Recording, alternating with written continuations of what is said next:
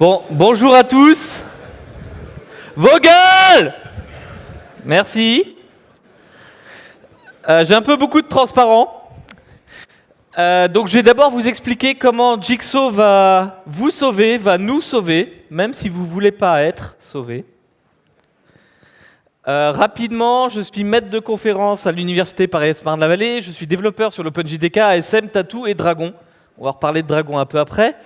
Et je détruis Java en étant expert pour un certain nombre de specs. Donc entre autres Invoke Dynamic, les lambda et actuellement Jigsaw. Donc je fais partie du groupe d'experts.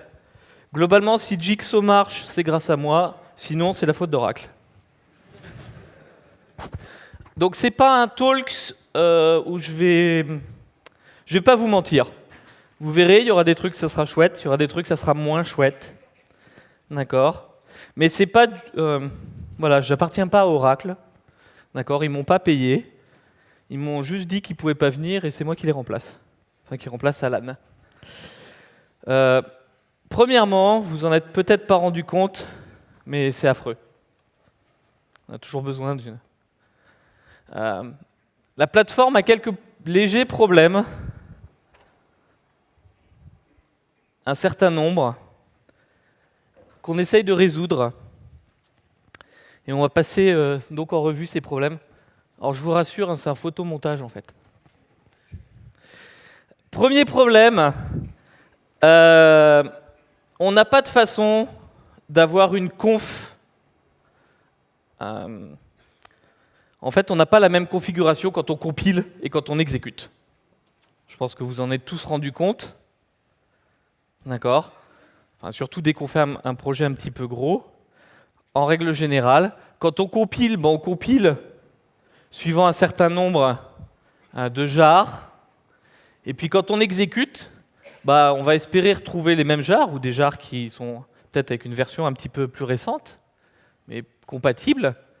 Mais en fait, comme on a cette histoire de classe pass, en fait, ça ne marche pas du tout. Pour plusieurs raisons. Mais je vais vous expliquer ce qu'on appelle le jar L. Supposez que j'utilise deux librairies, une librairie qui a besoin de ASM 2.3 et une autre librairie qui a besoin de ASM 3.1. Alors bien sûr, pour jouer, on a une nouvelle classe dans ASM 3.1 qui utilise une classe aussi de ASM 3.1, mais qui avait déjà le nom qui existait déjà dans ASM 2.3.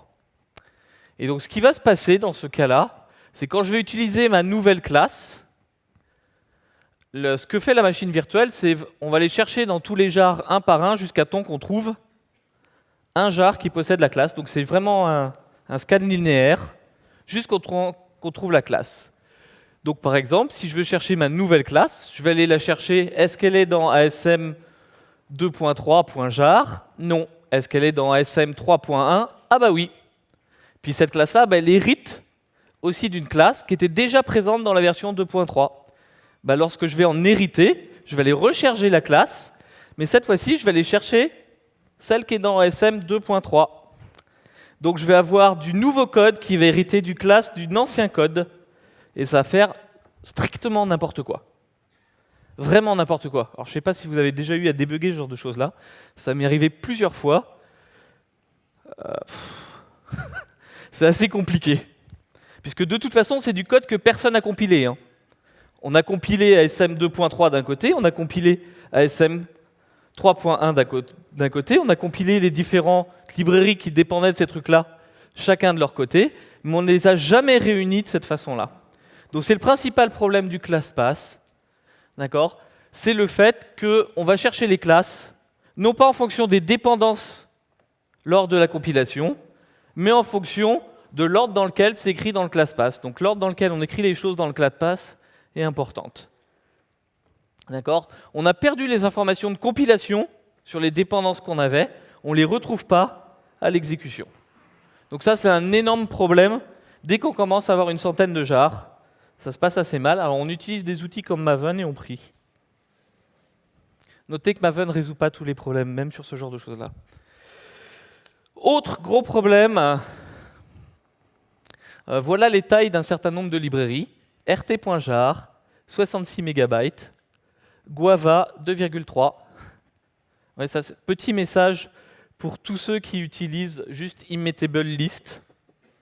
D'accord, ça fait 2,3 MB de dépendance. Spring Context, 1,1. Avec Spring Context, vous avez juste l'injection. Hein. Vous n'avez rien d'autre. D'accord, c'est les valeurs sur Maven centrale. Hein. Je n'ai pas été les chercher bien loin. Donc on peut rigoler de JavaScript qui a des dépendances sur leftpad. Nous, on est un peu dans le problème inverse. On a des dépendances qui sont monstrueuses. Si on veut être capable de lancer du Java sur des choses qui sont plus petites qu'un Raspberry Pi, c'est-à-dire des choses sur batterie, bah c'est assez compliqué. On se retrouve avec des énormes... Alors c'est pas très grave parce que à l'exécution, on va pas tout charger, mais juste en termes d'empreinte, c'est énorme. Il y a un truc qui est bien pire. Si vous regardez les classes qu'il y a dans rt.jar, elles ont un truc particulier, c'est qu'elles sont privilégiées, ces classes-là. En Java, on a 66 MB de classes privilégiées. En termes de sécurité, c'est n'importe quoi. D'accord ? Un beau graphique. Les security issues, en fonction des années, donc sur une base publique, j'ai été chercher les valeurs. Ouais, donc 2013, c'est une très mauvaise année. Bon, il y a plusieurs raisons, hein, entre autres le passage de Sun à Oracle. Les gens qui s'occupaient de la sécurité, ils sont partis, ils ne voulaient pas travailler pour Oracle. Ça se voit. C'est pas la seule chose. J'ai pas mis tous les bugs de sécurité. Je n'ai mis que les bugs de sécurité, d'accord, qui avaient un score supérieur à 9, globalement 10. Donc c'est le gros problème du JDK. Actuellement, le JDK fait de la sécurité, mais dès qu'on a percé la défense, on a accès à tout derrière. On a un seul mur de défense. Dès qu'on a percé la défense, on va les taper dans sunmisconsafe et c'est bon, c'est fini. Ça veut dire que n'importe quelle faille, qu'elle soit petite ou grosse, finalement elle est grosse. D'accord ? On a besoin d'avoir un système en compartiment pour la sécurité. C'est vraiment un gros problème. Donc c'est le truc qu'Oracle ne peut pas dire, mais le JDK 8 a des légers problèmes. Alors c'est pas complètement vrai, parce que dès le JDK 8, il a commencé à être modularisé pour essayer de répondre à ces problèmes-là. Mais tous ces problèmes-là, d'accord, ils peuvent être résolus en introduisant la notion de module. On veut une notion de module, on veut une notion de composant qui va contenir un ensemble de packages. On veut que les modules ils définissent leurs dépendances, comme ça on en aurait les mêmes à la compilation et à l'exécution. On veut que les modules ils définissent leurs dépendances, comme ça mon module, je sais pas quoi, parseur XML, il ne pourra pas accéder aux classes unsafe. D'accord ? On veut aussi la possibilité de ne pas exporter des packages. Donc c'est un des gros problèmes en tant que développeur qu'on a. En Java, on peut accéder à n'importe quelle classe. On peut utiliser des classes de comme Sun machin, des classes de Eclipse internal bidule. D'accord ? Ça marchera très bien. On veut un système qui nous empêche de pouvoir utiliser des classes, de créer des dépendances, d'accord, sur des choses qu'on ne devrait pas. On ne doit pas avoir les choses, et on ne doit pas les voir à la compilation, on ne doit pas les voir à l'exécution. Je répète pour tout le monde, d'accord. On veut une sorte de fidélité entre la compilation et l'exécution. Le monde qu'on voit à la compilation, ça doit être le même que celui qu'on voit à l'exécution. Notez que ça va faire très mal aux fesses. Hein. Je veux dire, on a pris des sales habitudes, hein, moi le premier, d'accord. Je dois avoir la moitié des trucs que j'ai relisés qu'utilise sunmisconsafe. Mais finalement, voilà, faudra changer un petit peu de pratique. D'accord ? Il faut être un peu responsable et voir la lumière. On ne peut pas rester comme ça. Donc ça, c'était le constat. Le but, c'était d'introduire Jigsaw dans la version 6 du JDK. Bon, dans la version 6, il n'y avait pas vraiment de boulot. Bon, après, Sun est mort. Oracle est arrivé. Ils ont repris. C'est assez compliqué. C'est quoi le gros problème de Jigsaw? C'est ce que j'appelle le problème du sandwich. Si on regarde à compile time, on ne peut pas créer un Jigsaw qui n'est pas compatible avec Gradle ou Maven. Personne ne va utiliser Jigsaw dans ce cas-là. On est mort. Donc on a des contraintes à compile time qui arrivent de Gradle et Maven. On ne peut pas choisir la façon dont on gère les versions. Jigsaw ne peut pas choisir la façon dont on gère les versions. Parce que ça ne sera pas compatible avec les trucs Gradle et Maven, ça ne sera pas compatible avec tout ce qui existe déjà. On a le même problème à runtime. De toute façon, on ne peut pas choisir les numéros de version non plus, parce que OSGI, ils ont leur façon de gérer les numéros de version, qui bien sûr n'est pas la même que les versions de Maven, par exemple. Si on veut la fidélité à compile time et à runtime, la même chose, c'est on devrait avoir le même numéro de version. Ben, on ne sera pas compatible avec le reste. Notez que des modules qui font des choses à runtime, j'en ai mis que 3 ici, mais il y en a 120 000. D'accord? À chaque fois sur les mailing lists, il y a toujours quelqu'un qui en trouve un nouveau. Je crois qu'on en a listé 13 pour l'instant, qui sont utilisés par plein de monde, hein, je veux dire. J'en ai mis que 3 ici. On veut que JBoss module, Java EE, les trucs OSGI tournent sur Jigsaw.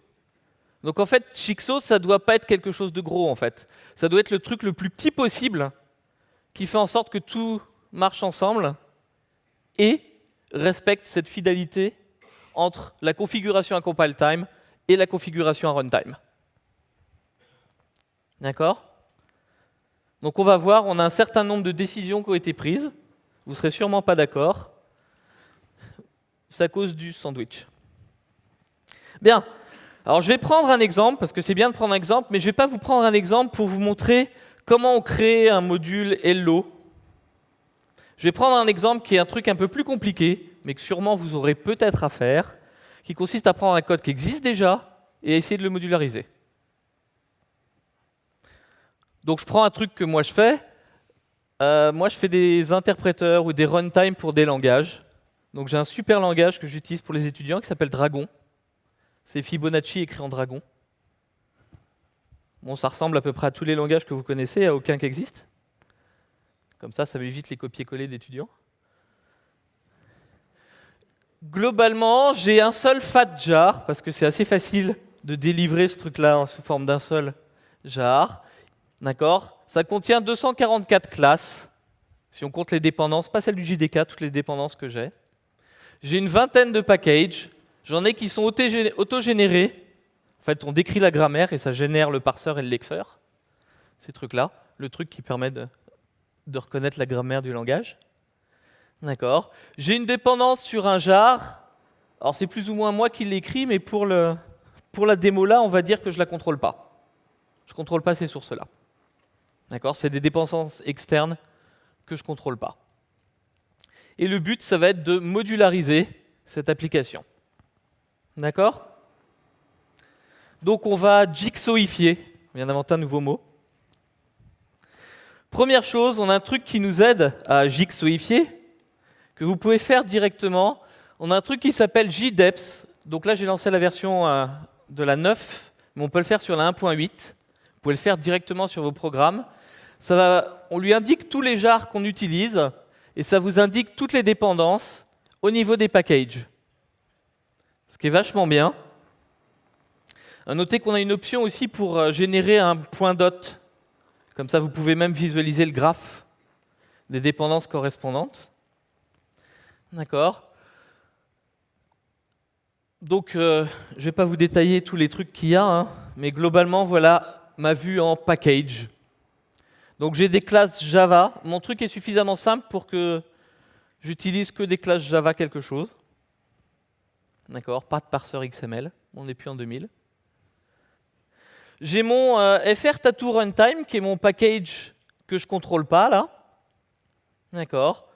J'ai mon lexer, parser et grammar, enfin tools. C'est le truc qui prend les trucs du lexer et qui les envoie au parser, tools. Mais on s'en fout. On a runtime, RT, la Dragon RT, c'est runtime. Comme on développe un langage, ce langage, il a ses propres strings, ses propres tableaux, ses propres machins, c'est dans RT. On a dragon.ast, c'est l'arbre en fait qui va être généré, qui représente le langage. C'est l'arbre qu'on interprétera pour exécuter le code, qui est dans dragon.ast. D'accord. Lui, il a une dépendance sur RT aussi parce que si on représente des listes au niveau de la ST, elles sont représentées en utilisant les structures de données. Parce que mon langage, il est homo-iconique. Si vous ne savez pas ce que c'est pas grave. Bon, toujours est-il que j'ai cette dépendance-là. Et j'ai mon Dragon main qui contient juste un seul truc, une classe main, pour exécuter. D'accord? Donc c'est les dépendances que j'ai. J'ai pas été les chercher dans le je sais pas quoi, hein. J'ai juste lancé JDEP et je lui ai demandé affiche-moi, enfin génère-moi le fichier dot. Et je l'ai juste remis pour qu'il soit à peu près beau. Il n'est pas très beau, mais c'est pas grave. Donc ça, c'est mes dépendances de package. C'est pas les dépendances que je vais avoir en termes de modules, puisque normalement un module, ça concerne plusieurs packages. D'accord? Entre autres, ici, on voit qu'on a des dépendances entre grammar tools, grammar parser et grammar lexer. D'accord? Comme en plus, c'est des fichiers qui sont générés, ça fait assez sens de grouper tous ces packages-là à l'intérieur d'un seul module. Les autres, pour la démo, on va considérer que c'est un package pour un module. Donc si je transforme ça en module, notez un package bleu, module rouge. Alors un des problèmes des modules, c'est que pour l'instant, la convention qu'on utilise, c'est la même que les packages. On met les trucs avec des points, ce qui rend les choses pas très lisibles parce qu'on ne sait pas si on manipule des modules ou des packages. D'accord, je vous le dirai à chaque fois. Vous ne faites pas perturber, il faudra faire un petit peu attention à ce truc-là. Donc voilà mes modules. Le module qui contient Java Lang, Java Util, il s'appelle Java Base. D'accord, parce que en Java 9, tout le JDK a été saucissonné, en fait depuis Java 8, et découpé en modules. D'accord. Le module qui contient Java Lang et Java Util s'appelle Java Base. Donc tout dépend de Java Base. J'ai fait figurer mon jar en vert. Pour l'instant, on va voir comment on fait pour le faire modulaire. À noter, le jar, j'ai pas les sources. Il a été créé par quelqu'un d'autre. Donc pour l'instant, on va le laisser en vert. J'ai mon module qui va regrouper tous mes packages, mon Dragon Grammar. Alors, ce n'est pas les vrais noms des modules. Leur vrai nom, c'est FR, UMLV, Dragon Grammar. J'ai juste enlevé FR, UMLV devant. D'accord? Parce que ça ne tenait pas sur les slides. Donc, on va commencer par maintenant déclarer les modules. L'idée, c'est de déclarer les modules à la compilation. Et comme ça, à l'exécution, on va donner l'information qu'on avait à la compilation. Et comme ça, on aura exactement la même exécution, les mêmes infos d'exécution, enfin des mêmes infos de compilation à l'exécution. Donc on va créer un fichier qui s'appelle module-info.java. Notez que c'est un point Java, c'est pas un point texte. D'accord? C'est pas comme OSJI. Les étudiants n'iront pas taper dedans sans recompiler. C'est un fichier qui est géré par le compilateur.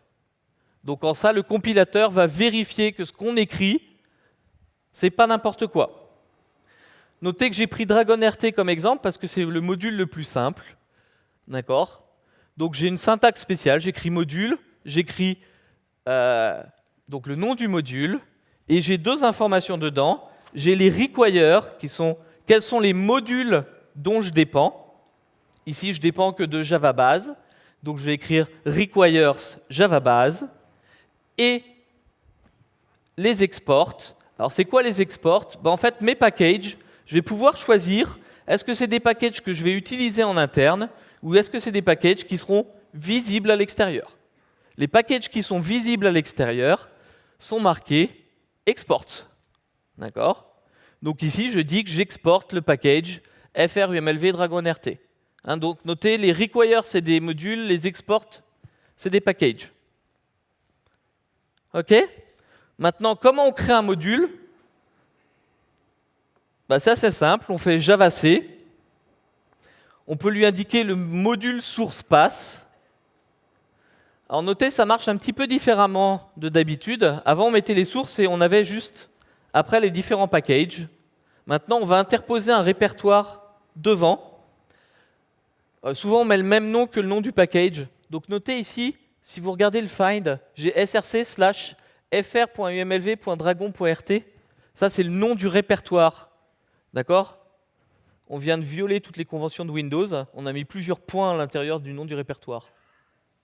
C'est rien que pour embêter ceux qui font du Windows.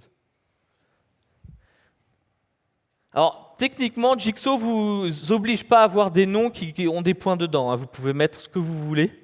Des underscores, ça marche aussi. Alors, ici, j'ai décidé, et quasiment tous les exemples utilisent la syntaxe des points pour les noms des modules. Donc on compile avec JavaC, on lui indique le répertoire source qui va contenir les différents modules. Pour l'instant, j'en ai qu'un, mais j'en aurai plusieurs après. Et après, on fait un jar, comme d'habitude. En fait, un module, c'est un jar. D'accord ? La seule différence par rapport à un jar habituel, mon jar modulaire, il va avoir mon module info, plus un tas de méta-informations que je vais indiquer. Notez que lorsque je compile, je ne donne aucune information de version.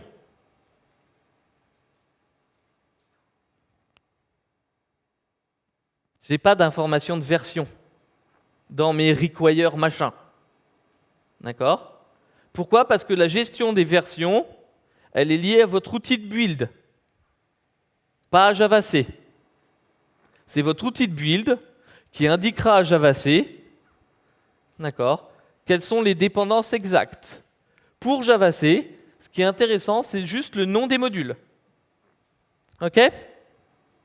Et donc, lorsque je crée un jar, donc ici je le crée à la main, je n'utilise pas Maven, on va mettre les versions. Donc on a un certain nombre de métadonnées qu'on peut indiquer. Donc actuellement, on ne peut pas mettre des métadonnées sous forme d'annotation, c'est encore en discussion dans le module info.java.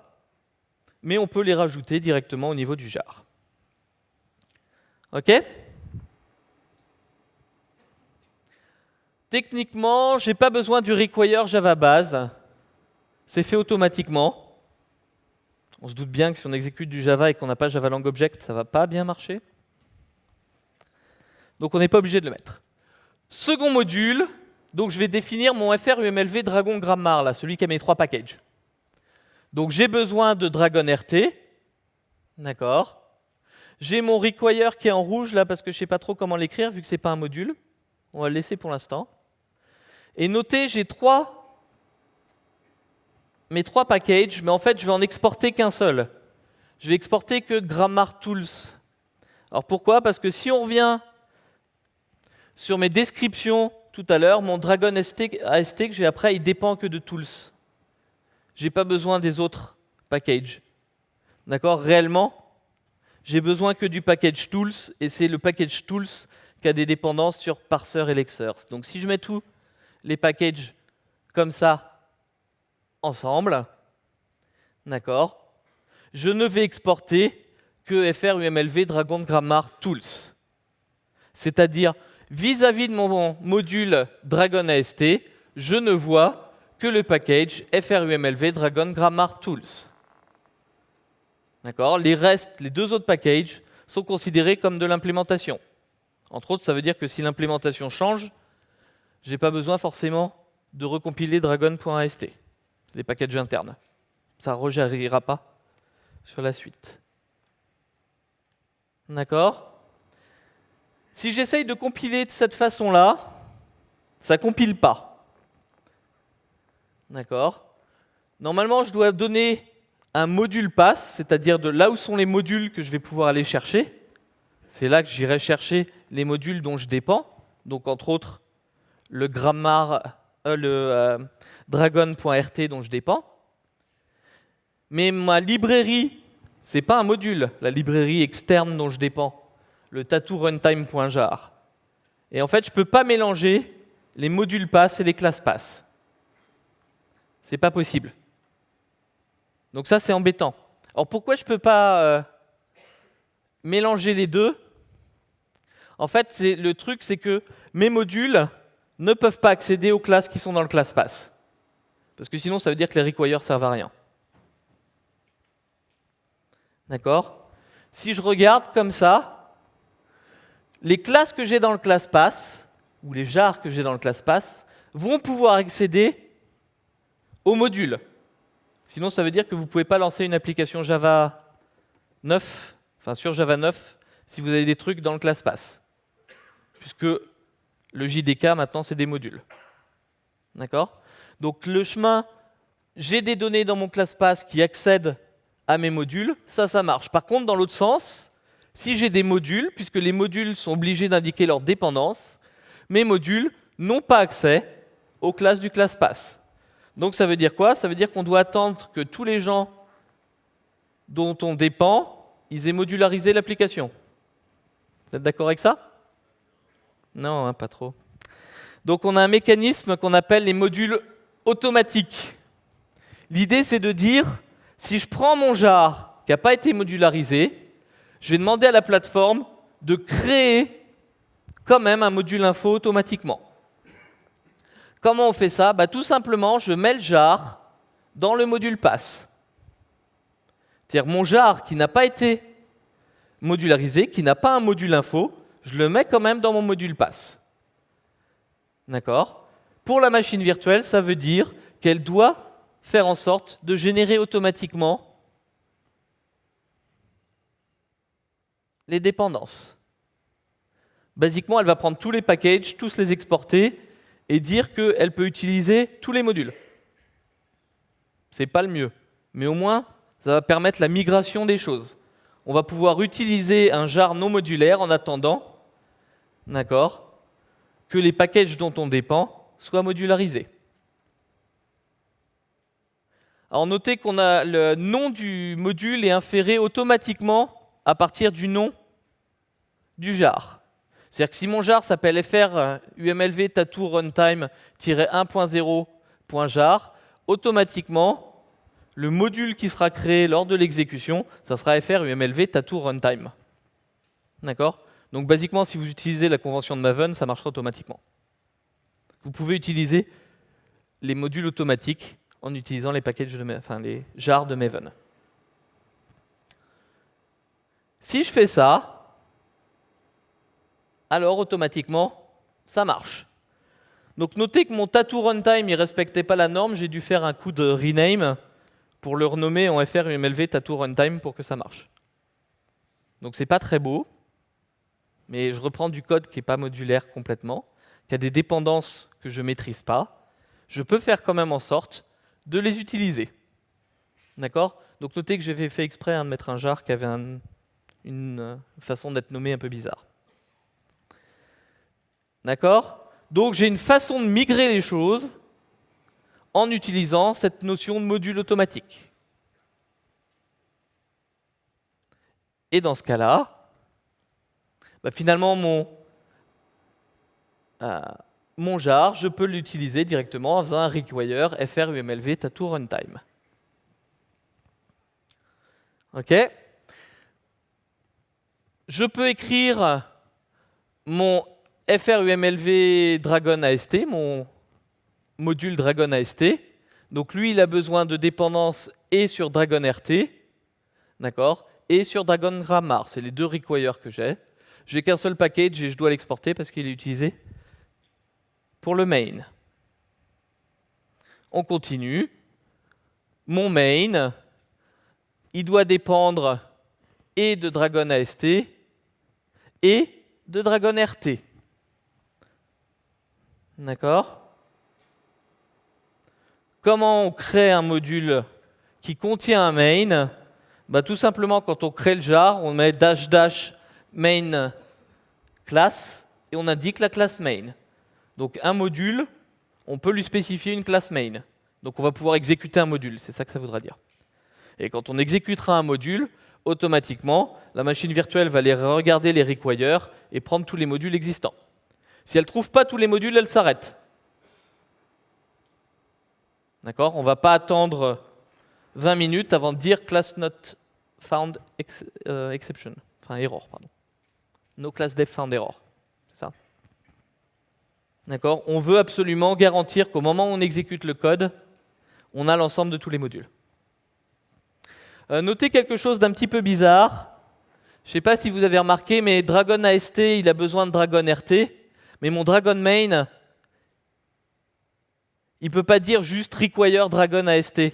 J'ai pas, les amis de mes amis sont mes amis, comme relation. Par défaut, les require, ils ne sont pas transitifs. D'accord? Par défaut, si Dragon main il fait un require Dragon AST et que Dragon AST fait un require de Dragon, enfin requires de Dragon RT, j'ai pas automatiquement mon Dragon main qui fait un requires de Dragon RT. Je suis obligé de le remettre.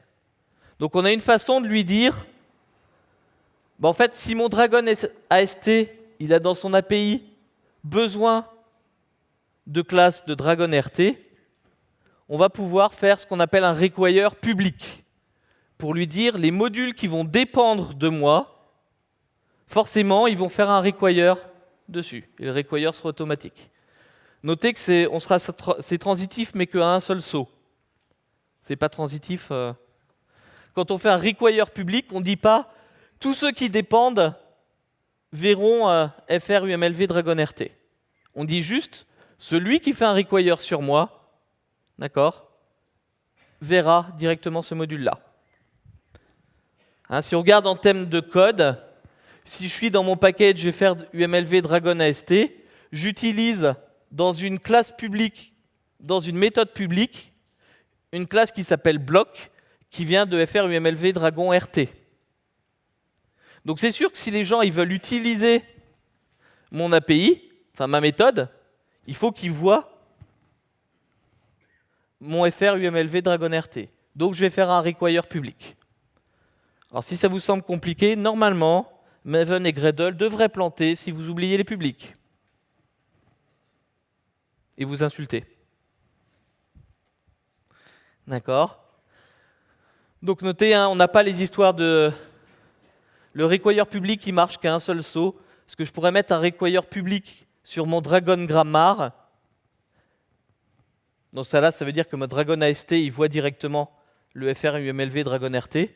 Mais mon Dragon main ne le verra pas pour autant. Je suis quand même obligé de mettre un public dans le Dragon AST. D'accord? Quand je dis require public, c'est que pour celui qui me regarde, ou enfin les différents modules qui me regardent, mais pas les parents, enfin pas les enfants des enfants des enfants. Bien sûr, c'est toujours pour des questions de sécurité, hein, sinon, dès qu'il y en a un qui fera un require public, on verrait tout. Autre chose, on peut restreindre les choses. Pourquoi on veut restreindre les choses? Pour des questions de sécurité, mais pas uniquement pour des questions de sécurité.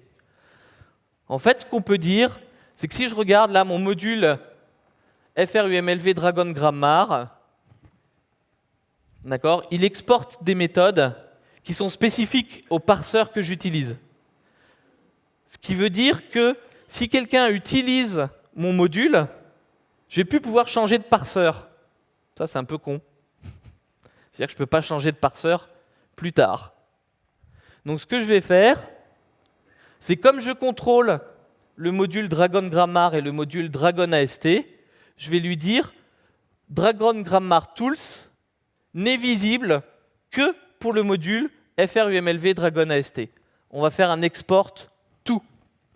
On peut lister plusieurs modules dans le tout. Mais l'idée, c'est de dire maintenant, mon package Dragon Grammar Tools n'est visible que pour le module Dragon AST. Ça veut dire pour les utilisateurs de mes modules, eux, ils doivent passer par l'AST de mon langage, ils ne peuvent plus passer par le parseur directement. Donc je pourrais changer mon parseur si j'ai envie. D'accord? À quoi ça sert aussi ça? Ça sert à vous empêcher, à m'empêcher d'utiliser SunMisconSafe. De la même façon, alors pour SunMisconSafe, réellement ce qui s'est passé, maintenant on a deux SunMisconSafe. On en a un qui s'appelle SunMisconSafe, comme avant, et un qui s'appelle JDK internal misconsafe. C'est quoi la différence entre les deux? Maintenant, le JDK internal misc, d'accord, le package ici, il peut être utilisé que par les modules Java RMI, Java SQL, JDK Chartset et ainsi de suite, c'est-à-dire les modules qui sont privilégiés. Bien sûr, si j'ai un bug dans ces modules, un bug de sécurité dans ces modules, je suis le roi, puisque j'ai accès à JDK internal misconsafe. Mais en listant l'ensemble de tous les modules, je garantis que je n'ai pas toute ma plateforme qui voit unsafe. Notez que pour des questions de compatibilité, on ne peut pas virer ce misconsafe. D'accord ? Ça ne fera pas plaisir à tous ceux qui font plein de bêtises avec, mais tous ceux qui font des trucs genre off-heap et ce genre de choses-là. D'accord, hein ? On pète Cassandra si on fait ça, par exemple. Par contre, on ne veut pas que les gens utilisent Sun misconsafe. Donc on crée un module particulier. À noter, Sun misconsafe, il n'est plus dans Java base. C'est important. Ça veut dire que toutes les applications qui maintenant vont utiliser Java base, puisque en Java 9, c'est le module qui est automatiquement importé, automatiquement required, j'ai plus Sun misconsafe dedans. Donc j'ai plus cette idée de si je fais un trou, hop, j'ai accès à tout le monde.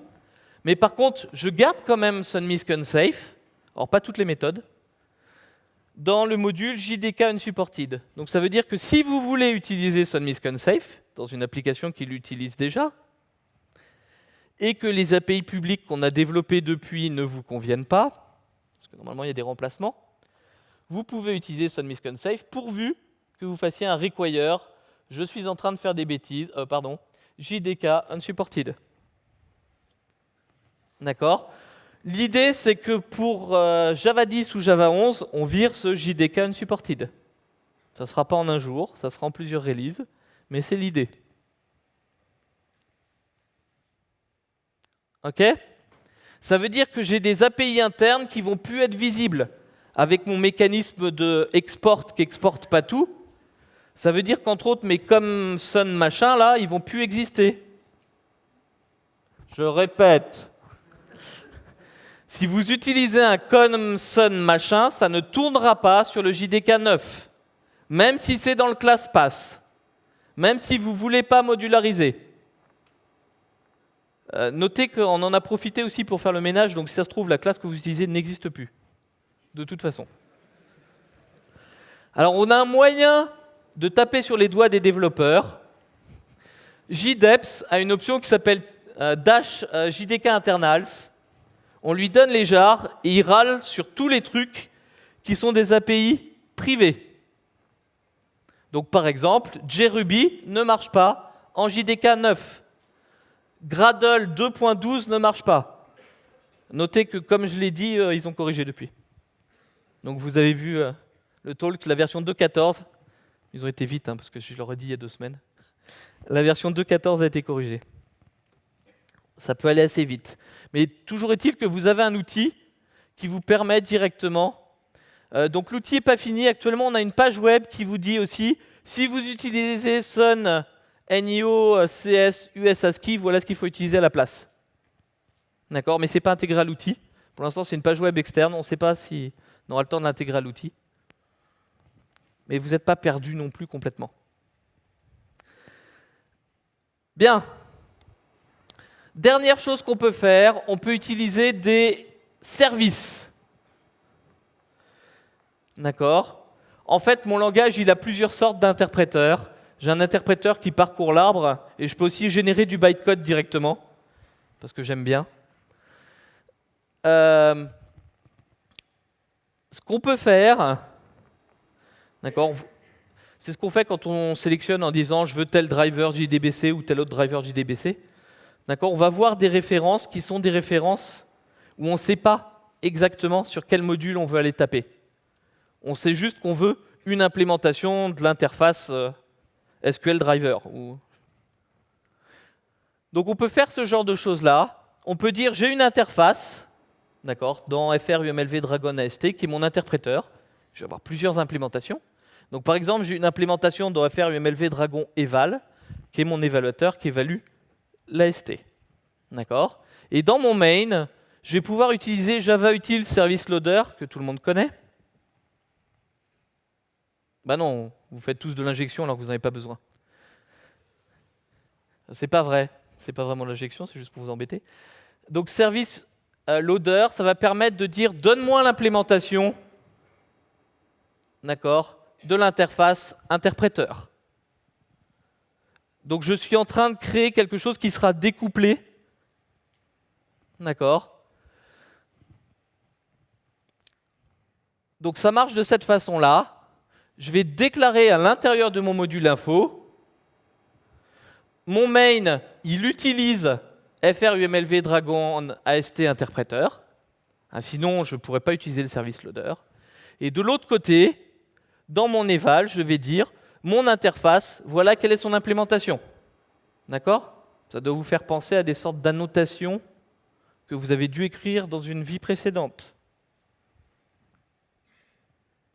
L'intérêt, c'est quoi? C'est qu'on peut vérifier qu'on a au moins une implémentation, par exemple. D'accord? Vérifié par le compilateur. Vérifié par la machine virtuelle à l'exécution. On ne peut plus se tromper dans les annotations. Et ça reste découplé au sens où mon FRUMLV Dragon Eval, je pourrais très bien avoir un autre module, pourvu que cet autre module, il me fournisse aussi, il me fasse aussi un provide sur FRUMLV Dragon AST interpréteur. Donc comme ça, je peux plugger le module soit pour aller sur MongoDB, soit pour aller pour je ne sais pas quelle autre base, pourvu qu'ils aient une interface commune. D'accord? Donc deux façons de démarrer mon Dragon. L'ancienne façon, je mets tous les jars dans le ClassPass. Ce n'est pas parce qu'ils sont modulaires qu'on ne peut pas les mettre dans le ClassPass. Ça vous permet de générer des codes qui sont aussi compatibles avec les anciennes versions. Vous avez tout votre code 1.6 et vous mettez un module info 1.9. Comme les outils de build génèrent ces trucs-là, ils n'auront aucun problème. La façon modulaire, je mets le module pass, c'est-à-dire le truc qui contient tous mes jars modulaires, je lui donne le répertoire de base, -m, je lui indique le module de base, celui qui contient le main. Il ira chercher, d'accord, transitivement, tous les modules dont il a besoin, il vérifiera que le graphe n'a pas de trou. Bien, rapidement, ça permet de faire un certain nombre d'optimisations. On a un outil pour ça qui s'appelle JLink. L'idée de JLink, c'est de pouvoir dire, quand je suis en train de créer mon image Docker, je sais quelle est la target de mon application. D'accord? Quand je suis en train de tourner sur un Raspberry Pi, je sais quelle est la target de mon application. Dans ce cas-là, ce que je veux, c'est faire des optimisations comme si le monde il était fermé. Donc je peux utiliser JLink pour en fait générer une image custom avec uniquement les modules du JDK dont j'ai besoin pour mon application. Et ça va vous créer un exécutable. D'accord? Alors ça ne marche pas avec les modules automatiques. Dans ce cas-là, ce n'est pas très grave. On peut générer un module info et faire un update du jar à la main. C'est pas beau, mais ça marche. Comprenez bien qu'un jar modulaire, c'est juste un truc qu'un module info. C'est pas très compliqué. Donc je peux en lancer JLink dessus. D'accord? Et ça me génère un fichier image qui contient. Donc le FRUMLV Dragon Main, c'est mon exécutable. D'accord? C'est pas du Java, c'est un exécutable qui va automatiquement lancer la machine virtuelle. Modules que vous avez ici en gras, ça va contenir sous forme empaquetée l'ensemble de tous les modules dont on a besoin. Normalement dans un format où vous pouvez choisir, est-ce que vous préférez qu'il soit très compact, mais un peu lent à décoder au démarrage, ou est-ce que vous voulez que ça soit un format plus grand, mais très rapide au démarrage. D'accord? On peut choisir sa VM. Je veux une VM compacte. De toute façon, c'est sur Raspberry Pi, ma VM, elle fera 3 mégas, c'est déjà suffisant. Par défaut, la VM, elle fait 20. Oracle est en train de développer un AOT, c'est-à-dire quelque chose qui va prendre le code Java et directement générer l'assembleur. Ça ne sera pas l'assembleur le plus rapide, mais vous pourrez choisir, est-ce que vous voulez utiliser juste cet assembleur-là, ou en plus avoir le JIT. L'intérêt, c'est quoi? C'est que les temps de start-up seront super bons. Malheureusement, je vous ai montré un beau rêve. On a quelques légers problèmes. Voilà les temps de start-up actuels. Notez que c'est actuel. D'accord? Si je prends les temps de start-up il y a 2 semaines, c'était encore pire. regardez le JDK8, si on l'exécute avec le ClassPass, le JDK9, si on exécute avec le ClassPass, on a une régression. Le temps de startup pour le JDK9 est plus lent. C'est une régression. Le but, c'est qu'on ne l'ait plus. Pourquoi on a cette régression? Tout simplement parce qu'on check les modules, on fait plus de choses. Il va falloir faire en sorte qu'on n'ait pas une régression de 30 millisecondes. C'est un peu beaucoup. Notez que ce n'est pas le temps de démarrage du truc, c'est le temps de démarrage de mon appli. Hein. Mon appli elle a 220 classes. Hein. Mais en fait, 220 classes, c'est pas si énorme que ça. Eclipse, c'est 12 000. Hein. Le JDK9, quand j'exécute avec un module, bah, c'est un peu plus rapide, mais pas vraiment beaucoup. Là, j'ai pas assez. Donc c'est un peu plus rapide, mais parce que j'ai pas beaucoup de jars en fait dans mon appli. Plus vous avez des jars, plus ça sera rapide. Enfin, plus le delta sera grand. Donc je peux utiliser le custom wrapper de G-Link, c'est-à-dire l'exécutable qui a été généré par G-Link. J'ai un temps de startup qui est un peu meilleur, un poil meilleur que le JDK8, mais c'est pas terrible. Si je demande à G-Link de compresser les trucs pour que mon image soit toute petite, mon temps de startup monte. Actuellement, G-Link n'utilise pas ce qu'on appelle le CDS. Donc c'est une façon de prendre les structures de données et de créer le fichier mappé des structures de données pour booter la VM plus vite. Mais j'ai fait un plugin qui le fait. Dans ce cas-là, mon temps de startup est à 131 millisecondes. Je vous ai mis, si je ne démarre pas mon application, hein, j'ai un temps de startup qui est à 48 millisecondes. Donc si on utilise G-Link, c'est cool. Mais on ne va pas demander à tout le monde de changer son process de...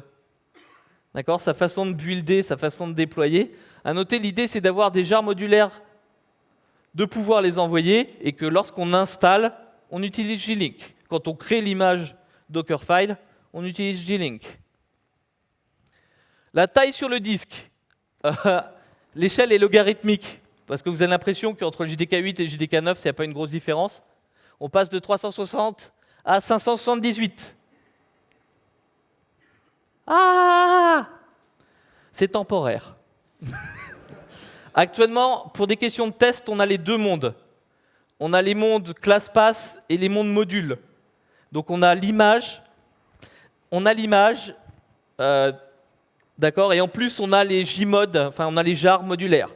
Donc on a les deux, normalement à la fin, ça devrait être à peu près à la même taille. Peut-être un petit peu plus gros pour des questions de debug. Notez que je peux choisir après quelle est la taille que je veux au niveau de G-Link. Donc je peux choisir, est-ce que je veux compresser mon image. Donc notez, la compression pour l'instant ne marche pas très bien, c'est juste une sorte de zip qui est utilisé, ça devrait s'améliorer. Dans le cas où je génère mon image avec ce qu'on appelle le CDS, c'est-à-dire avec l'image pour booter déjà prête, forcément je suis plus gros. Dans le cas où j'utilise ma VM minimale, celle qui fait 3 mégas, j'ai un exécutable, donc tout compris, qui fait 14 mégas. Comme ça, je peux lancer Dragon sur un Raspberry Pi. J'ai fini, parce que c'est l'heure. Voilà le but, d'accord. Comme vous voyez, c'est un petit peu long à expliquer, j'ai que 45 minutes. Je vais prendre les questions plus tard, venez me voir.